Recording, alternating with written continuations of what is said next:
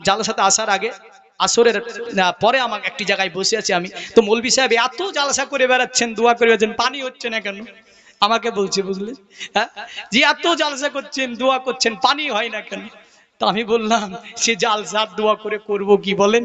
হ্যাঁ, মসজিদ গুলা দেখা গেলে একটা গ্রামে দেখা যায় 10,000 মানুষ বসবাস করে, 100 নামাজি নাই। ঠিক বলছি না ভুল বলছি? 10,000 মানুষ বসবাস করে, 100 নামাজি নাই। 10,000 মানুষ যদি বলি কটা মানুষ কোরআন শরীফ পড়া জানে? 95% মানুষ কোরআন পড়তে জানে না। ঠিক বলছি না ভুল বলছি? হ্যাঁ, ঘুরে ফিরে মৌলবীদের দোষ নাকি?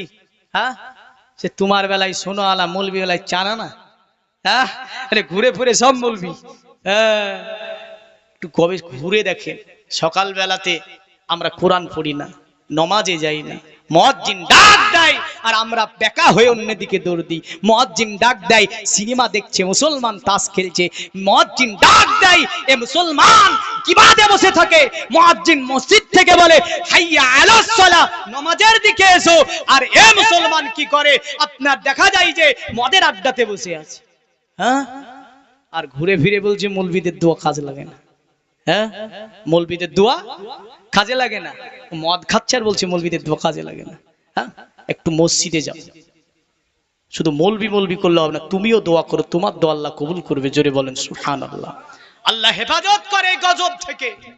আল্লাহ বিশ্বের মানুষকে, মুসলমানকে, এই যে গজব চলছে বর্তমান সবাই, আল্লাহ হেফাজত করে। সকলে বলুন আল্লাহুম্মা আমিন। আরো জোরে বলেন আল্লাহুম্মা আমিন। আল্লাহর নবী বলল, শোনো, 2 রাকাত হাজাতের নামাজ পড়বে। রাসূলের সাহাবীরা নবীর কাছে পানি চেয়েছে। আল্লাহর নবী বলল, গো আমার সাহাবীরা, এ আমার সাহাবীরা শোনো, তোমাদেরকে আমি পানি পান করাবো। ওই যে দূরে একটা পাহাড় দেখতে পাচ্ছ? সাহাবীরা বলছে, হ্যাঁ ইয়া রাসূলুল্লাহ, দূরে একটা পাহাড় দেখতে পাচ্ছি। আল্লাহর নবী বলল, পাহাড়ের বিপরীত দিকে তোমরা চলে যাও। পাহাড়ের বিপরীত দিকে যাবার পরে দেখবে একটা কালো কুৎসি রঙের গোলাম, মাথায় একটা কলসি নিয়ে মনিবের বাড়ির দিকে পানি নিয়ে যাচ্ছে। আমার সাহাবীরা, ওই গোলামটাকে আমার দরবারে হাজির করো। জোরে বলেন সুবহানাল্লাহ। পৃথিবীর মুমিন মুসলমান মনে রাখবেন, নবীর সাহাবীরা ছিল সেখানে। আল্লাহর নবী বলছে, ওই পাহাড়ের বিপরীত দিকে কালো রঙের গোলাম আছে, ওই গোলামের মাথায় এক কলসি পানি আছে। বলেন তো আমার নবী পাক পাহাড়ের ওই দিকে দেখতে পাই না? পাই না? গোলামটা কালো, তাও আমার নবী বলে দিচ্ছে যে পাহাড়ের বিপরীত দিকে একটা গোলাম আছে, মাথায় এক কলসি পানি আছে, কালো হাবসি রঙের গোলাম, এটাও বলে দিচ্ছে। বোঝা গেল আমার নবী পাকের চোখের জ্যোতি কোনো পাহাড় আটকাতে পারে না। কারণ নবী সামনে যেমন দেখতে পায়, আল্লাহর নবী পিছনেও তেমন দেখতে পায়। আল্লাহর নবী ডানে যেমন দেখতে পায়, আমার নবী বামেও তেমন দেখতে পায়। নবী উপরে যেমন দেখতে পায়, আল্লাহর নবী নিচেও তেমন দেখতে পায়। জোরে বলেন সুবহানাল্লাহ। এবার আপনি বলবেন, মৌলভী সাহেব এর কি কোনো দলিল দিতে পারবেন? হ্যাঁ, দলিল দিতে পারবো। মিশকাতের হাদিস, আল্লাহর নবী বলেছেন, ওগো আমার আল্লাহ, আপনি আমার সারাপা নূর তৈরি করে দিন, আপনি আমার ডানে নূর তৈরি করে দিন, আপনি আমার বামে নূর তৈরি করে দিন, আপনি আমার উপরে নূর তৈরি করে দিন, আপনি আমার নিচে নূর তৈরি করে দিন। মানে আমার নবী হচ্ছে নূর আলা নূর। আরে নূর নূর নূর, আজ নূর এসেছে, আমিনা মায়ের কোলে চাঁদ এসেছে। আরে নূর নূর নূর, আজ নূর এসেছে, আমিনা মায়ের কোলে চাঁদ এসেছে।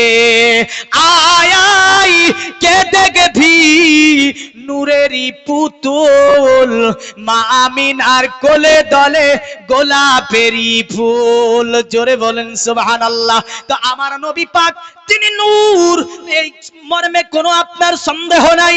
যদি বলেন মৌলভী সাহেব এটা কি শুধু ওই কথা? হাদিসেও নবীকে নূর বলা হয়েছে। আল্লাহ নবী বলেছিলেন, ইয়া জাবিরু ইন্নাল্লাহা তাআলা কাদ খালাকা ক্বাবলাল আশিয়া নূরা নবিকা মিন নূরি। নবী জাবিরকে বলেছিলেন, জাবির শোনো, আল্লাহ পাক সর্বপ্রথমে তোমার নবীর নূরকে তৈরি করেছে, সমস্ত আসিয়ার পূর্বে তোমার নবীর নূরকে তৈরি করেছে। জাবিরকে আল্লাহর নবী বলছে, ফাজালা জালিকান নূর আদুরু বিল কুদুরাত। আল্লাহ পাক আমার নূরকে আল্লাহর কুদরত দিয়ে তৈরি করেছে। জোরে বলেন সুবহানাল্লাহ।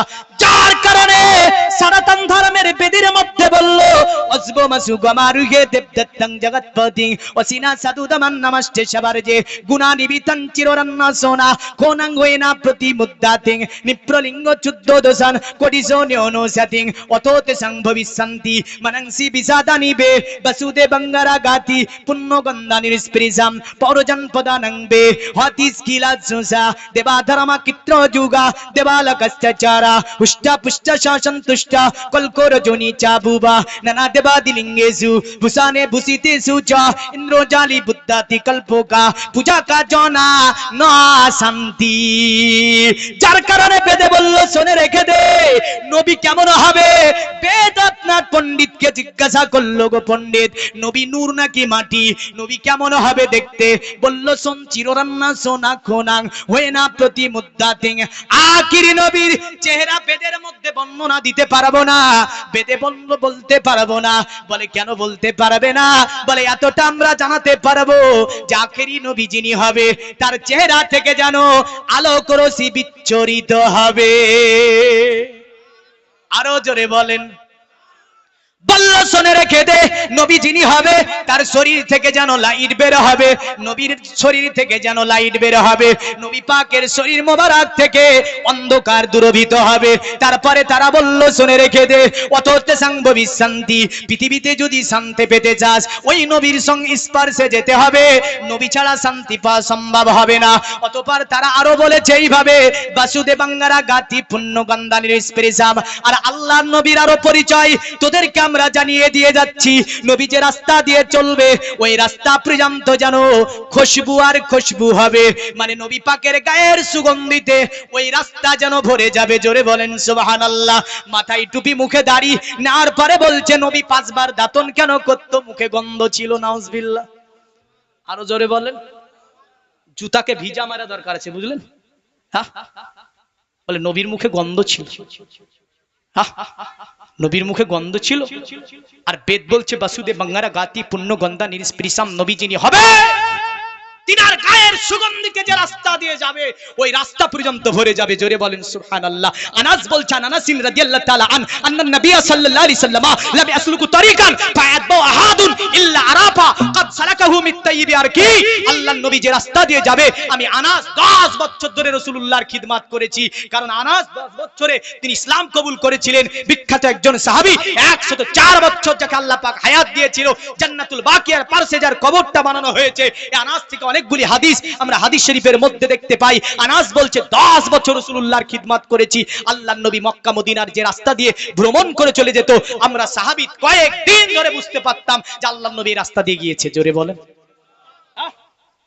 মাথায় টুপি মুখে দাড়ি বড় জুব্বা গায়ে দিয়ে এসে জাতিকে শিখাচ্ছে নবীর মুখে গন্ধ ছিল। High high high. আর আমার ঘরের কিছু যুবক জেনারেশন বলছে এই হুজুরটাই ঠিক আছে। কোন হুজুরটা? হ্যাঁ, ও লাভ দিয়ে নিয়েছে। দেখবেন না ও কেমন হয়েছে জানেন তো? ওই যে নূহ নবী আলাইহিস সালামের কটা ছেলে ছিল? কটা ছেলে ছিল গো? শামহাম কেনানা ইয়াফাসির, শামহাম কেনানা ইয়াফাসির। শামের গোত্রে আসলাম আমরা, হামের গোত্রে এসেছে হাবসিরা, ইয়াফাসিরে গোত্রে এসেছে আপনার ইয়াজুজ এবং মাজুজ। কে আসবে? ওই যে পাহাড় জুলকারনাইন যে দিয়ে দিয়েছে পবিত্র কোরআন সূরা কাহফে, আসআলুনাকা আন জিলকারনাইন কুল সাআতুলু আলাইকুম মিনহু যিকরা। এই তাফসীরটা পড়ে দেবেন, এতে পুরো বর্ণনাটা দেওয়া আছে। কারণ আপনাদের দোয়া যদি আপনারা কোনোদিন আমাকে নিয়ে এসে বলেন যে মৌলভী সাহেব অমুক সূরাটা তাফসীর করেন, ইনশাআল্লাহ কোরআন খুলি করে দেব। এগুলো আমার ইউটিউবের মধ্যেও পাবেন তাফসীর, মানে সূরা বাই সূরা কিছু কিছু মাহফিল থাকতে হয়, মানে কোরআন খুলে ওগুলোকে দেখে ভরে ভরে মানে করতে হয়। পুরো সূরা কাহফের তাফসীরে এই জুলকারনাইন বাদশা যে ওই ইয়াজুজ মাজুজের জায়গাটাকে ঘেরাও করে দিয়েছে, ওরা চাটছে। ওটাকে কি করছে? চাটছে। ওই দিন শেষ হবে। কিয়ামতের আগে রাসূলুল্লাহ বলছেন দাব্বাতুল আদ আসবে, ইয়াজুজ মাজুজ আসবে, এমন করে ঈসা নবী আলাইহিস সালাম আসবে, দাজ্জাল আসবে। তারপরে আপনার ওটা কিয়ামতের সবচেয়ে বড় আলামত। ওই আলামতগুলি হচ্ছে কিয়ামতের সবচেয়ে বড় আলামত। তা আমি বলতেছিলাম যে আমার নবী পাক সাল্লাল্লাহু আলাইহি সাল্লামকে এমন কথা যারা বলেছে যে নবীর মুখে গন্ধ ছিল, ওদের সঙ্গে স্পর্শে যাবেন না, চেহারা দেখলে একবার লা হাওলা পড়বেন ওয়ালা কুওয়াতা ইল্লা বিল্লাহ। জোরে বলেন। খারাপ বললাম নাকি? রাগ হচ্ছে? লা হাওলা ওয়ালা কুওয়াতা ইল্লা বিল্লাহ। আর একটা হাদিসে আছে লা হাওলা ওয়ালা কুওয়াতা ইল্লা বিল্লাহিল আলিল আযীম। লা হাওলা রাসূলুল্লাহর সাহাবী আনাস হাদিসটা বর্ণনা করেছে, মিশকাত শরীফে আবু মুসা আশআরী রাদিয়াল্লাহু তাআলা আনহু বর্ণনা করেছে। এমন করে আপনার মাসনাদ ইমামে আহমদের মধ্যে বর্ণনা আছে আবু হুরায়রা থেকে, রাসূলুল্লাহ সাল্লাল্লাহু আলাইহি ওয়াসাল্লাম বলছে যে ব্যক্তি প্রতিদিন লা হাওলা ওয়ালা কুওয়াতা ইল্লা বিল্লাহ 10 বার করে পড়বে, আল্লাহ পাক তার 99 রকমের গুনাহ, 99 রকমের অসুখ থেকে আল্লাহ তাকে হেফাজত করবে। লা হাওলা ওয়ালা কুওয়াতা ইল্লা বিল্লাহ যারা পড়বে তার বাড়িতে জীবনে কোনোদিন অভাব হবে না। জোরে বলেন, আরো জোরে বলেন। এগুলা আমাল 10 বার করে লা হাওলা ওয়ালা কুওয়াতা ইল্লা বিল্লাহ পড়বেন, আর ওদের মুখ দেখলেও পড়বেন এটা। কারণ পৃথিবীর জমিনে এমন কোন শয়তান নাই যে এই মন্ত্রটা পড়ে নিলে আপনাকে আক্রমণ করবে। জোরে বলেন সুবহানাল্লাহ। তাহলে পড়বেন তো, এটা 10 বার করে প্রতিদিন পড়বেন তো। আপনি নামাজ পড়তে পারেন না, না পারেন, গুনাহ করছেন, কাজে কর্মে বেরিয়ে যাবেন তো 10 বার পড়বেন। আল্লাহ কাজে বরকত দেবে, আপনার বাড়িতে বরকত দেবে, আপনাকে অসুখ বিসুখ থেকে হেফাজত করবে। ওই বাড়ি হেফাজত করার জন্য আল্লাহ ফেরেশতা নিয়োগ করে দেবে। জোরে বলেন। তাহলে এই মানুষগুলোকে দেখলে এটা 10 বার পড়ে দেবেন, আল্লাহ আপনাকে ও থেকে হেফাজত করবে। জোরে বলেন সুবহানাল্লাহ। এবার আসি, তারপরে আবার বেদে মানে আসলো। তারা বলল বেদের মধ্যে যে নবী কখনো, নবী যে রাস্তা দিয়ে চলবে ওই রাস্তা পর্যন্ত সুগন্ধি হবে। তা আমার নবী পাক ওই পাহাড়ের দ্বিতীয় দিক দেখতে পাই না। আর একটা হাদিস দিচ্ছে মুসলিমের হাজ্জাজ আল কুসাইরি, যিনি যে হাদিসটা সংকলন করেছেন তার নাম হচ্ছে সাহিহুল মুসলিম। মোটামুটি 12,000 কম বেশি হাদিস এনেছে। জোরে বলেন কত হাদিস এনেছে? কম বেশি 12,000। এই হাদিসের মধ্যে একটা চ্যাপ্টার আছে, অধ্যায়ন আছে কিতাবুস সালাত, নামাজের অধ্যায়ন। কিসের অধ্যায়ন? নামাজের অধ্যায়ন। নবী কত দূর দেখতে পায়? সহিহ হাদিস থেকে বলছি। আল্লাহর নবী মসজিদে নববীতে নামাজে দাঁড়িয়েছেন, সাহাবীরা আমার নবী পাকের পিছনে নামাজে দাঁড়িয়েছে। আল্লাহর নবী সাহাবীরা নামাজ কমপ্লিট করে নবী পাক ফিরে গেলেন। আল্লাহর নবী বলছো ও আমার সাহাবীরা, আমার পিছনে যখন তোমরা কিয়াম করবে মানে নামাজে দাঁড়াবে, তোমরা দাঁড়ানোটা সোজা হয়ে দাঁড়াবে। জোরে বলেন। নবী পাক আমার বলেন সাহাবীরা আমার শোনো, আমার পিছনে যখন রুকু করবে রুকুটা সহিভাবে করবে। আল্লাহ নবী বললেন আমার সাহাবীরা আমার পিছনে যখন সিজদা করবে সিজদাটা ভালোভাবে করবে।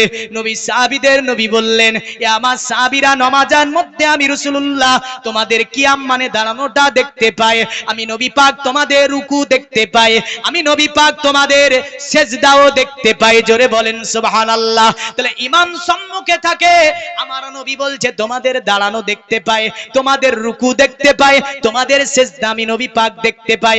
কারণ আমার সম্মুখে আমার পিছনে দাঁড়িয়ে কখনো মাথা চুলকানো, কখনো অতএব হাতগুলোকে বারবার তাড়িমা ছেড়ে দেওয়া, পাগুলোকে এদিক ওদিক করবে না।